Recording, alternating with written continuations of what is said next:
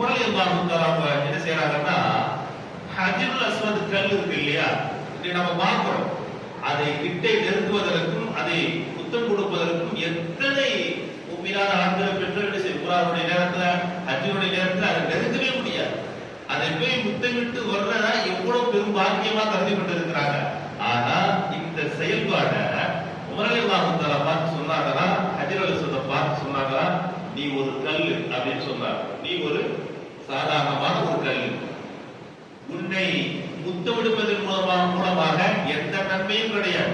உன்னை ஹஜ்ருல் அஸ்வத் கல்ல பார்த்து சொல்றாங்க, உன்னை முத்தமிடுவதன் மூலமாக எந்த நன்மையும் கிடையாது. உன்னை முத்தமிடாமல் விட்டுவிடுவதன் மூலமாக எந்த தீமையும் கிடையாது.